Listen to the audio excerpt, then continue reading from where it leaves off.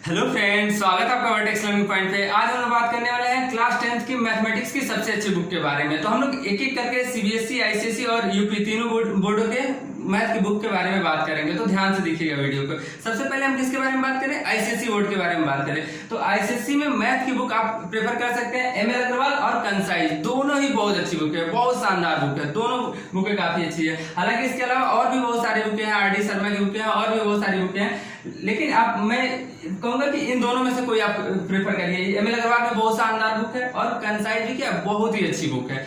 तो और मेरा पर्सनल ओपिनियन ये है कि आप एमएल अग्रवाल लगाइए, काफी शानदार बुक है, काफी शानदार। और जब भी एमएल अग्रवाल लगाएं तो एक चीज ये ध्यान रखना, आपको एक्सरसाइज तो लगाना ही लगाना है। एमएल अग्रवाल के एग्जाम्पल बिल्कुल मिस नहीं करने हैं। सबसे ज्यादा इंपॉर्टेंट अगर जो कोई टॉपिक है तो एमएल अग्रवाल के जो एग्जाम्पल है वो बहुत ही ज्यादा इंपॉर्टेंट है, तो उसे मिस नहीं करना है। अब देखिए, इन दोनों में से कोई एक बुक आप ले सकते हैं या फिर जो आपको अच्छा लगे वो ले सकते हैं, लेकिन मेरा मानना है कि आप एमएल अग्रवाल लीजिए, काफी अच्छी बुक है, ये मेरा ओपिनियन है। अब इसके अलावा आपको क्या करना है? आप थोड़ा सा भी आपके दिमाग में ये चीज चल रहा है कि मुझे मैथ में 90+ मार्क्स लाने हैं, तो इन दोनों बुक में से कोई इसी एक बुक को आपको पूरा सॉल्व करना ही करना है। उसके अलावा 20 previous year question paper solve करने हैं। क्या? 20 प्रीवियस ईयर क्वेश्चन सॉल्व करने हैं। इस चीज को ध्यान रखिएगा, 20।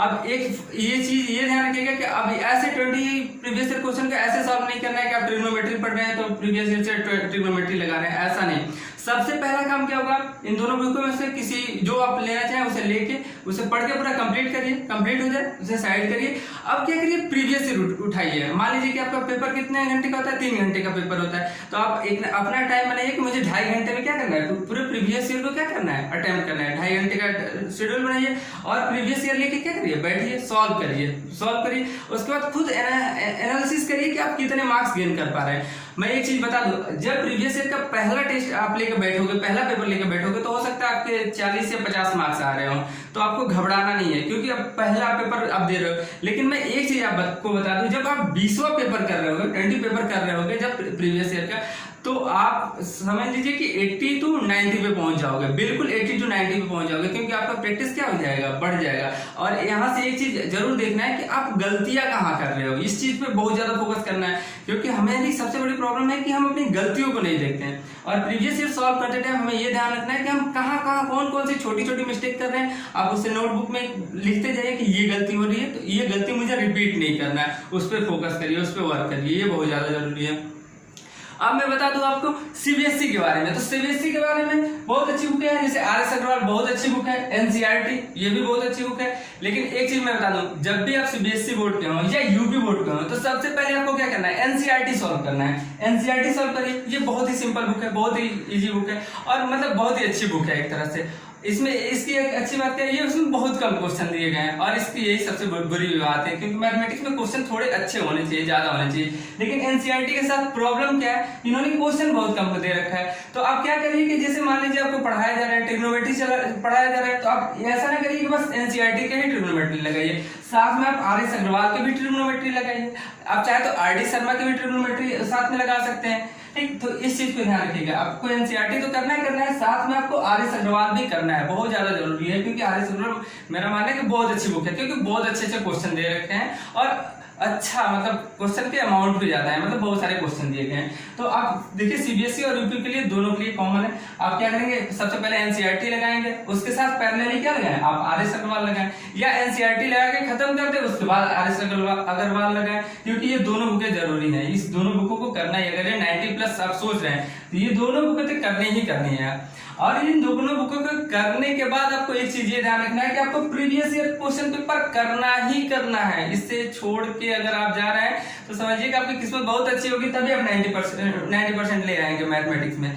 नहीं तो अगर ये 90% या उससे ज्यादा सोच रहे हैं, 90% से ज्यादा सोच रहे हैं, तो एक चीज ध्यान रखिए कि आपको 20 year previous year question paper करके ही जाना है। मैं एक बात बता दूं, 20 ईयर प्रीवियस पेपर करने से ये फायदा है, आपको ये फायदा है कि जैसे पूरा प्रोफार्मा पता चल जाता है कि टेस्ट जो आपको मैथ का पेपर आना है ना, वो किस प्रोफार्मा में आना है, कैसे आएंगे, कैसे क्वेश्चन आएंगे, ये सारी चीजें 20 ईयर से पता चल जाती हैं।